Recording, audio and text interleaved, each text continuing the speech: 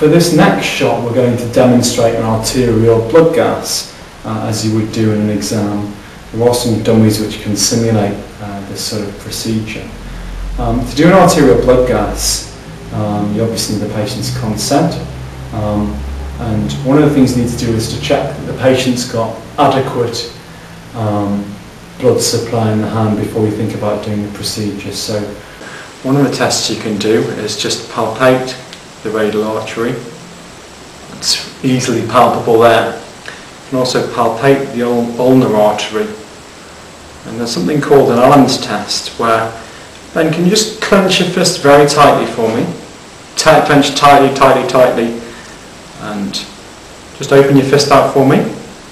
As you can see, the fist is very wide. If I release the ulnar artery, you can see Ben's fist then well fuses very easily, and that is whilst I've occluded the radial artery. It's a very nice demonstration of a normal Allen's test.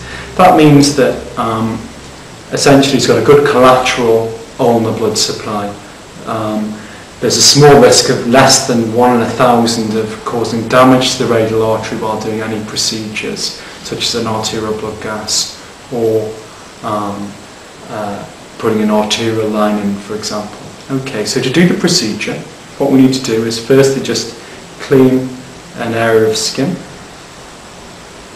Okay, and that's nice, and so clean that area now. Okay.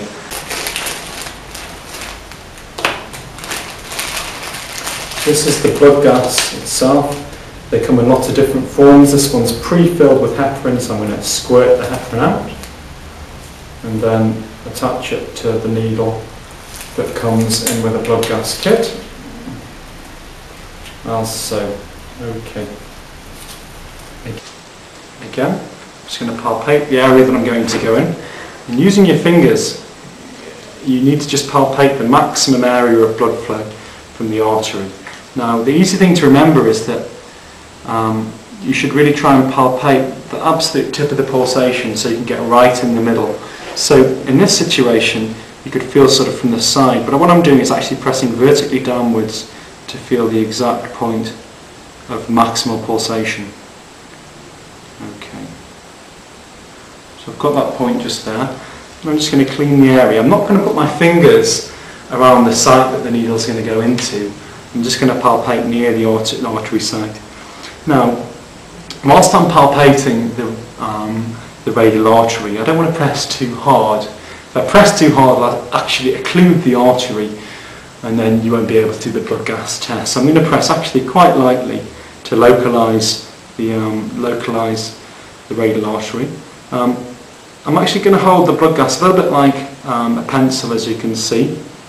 And I'm just going to rest my wrist on Ben's hand just to steady the arterial, just to steady the syringe, so I've got a nice stable point for actually doing the procedure itself.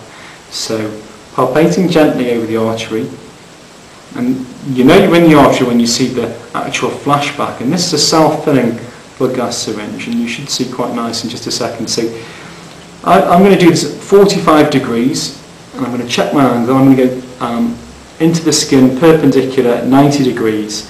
So I'm going to go in nicely, just straight down into the radial artery. So again, palpating just with the tips of my fingers, relocate it. It's just there. Okay, so we're just going to feel a sharp scratch in just a second. Sharp scratch coming up. Well done.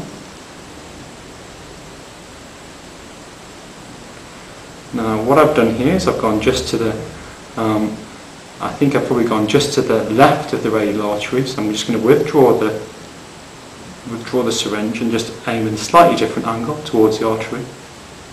It's the normal thing you should do in this situation. And if at first you don't succeed in getting the radial artery, you should just withdraw the syringe. What I'm going to do now is just get rid of a little bit of blood from just around that area.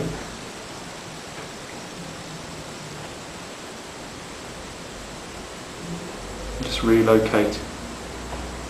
As you can see, the syringe now is self-filling because it's inside the radial artery.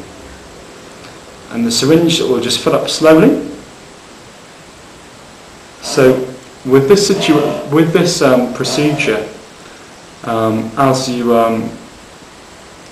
go into the radial artery, a lot of the syringes will actually self-fill. What I'm going to do now is put a little bit of pressure over that area. That's the arterial gas sample. As you can see, it's a nice red colour, and that signifies it's oxygenated blood. So I'm going to put that to one side. The important thing to do is to put a lot of pressure over these samples because it's an arterial sample. What I tell patients to do is to put the hand behind it and press with the thumb firmly over the artery. Now, with this, to actually get the syringe, to get the needle off, you can just untwist the needle as so, and then if you pop the cap onto the syringe, this can then be taken straight to a blood gas analyzer, and you'll have the results in 30 or 40 seconds.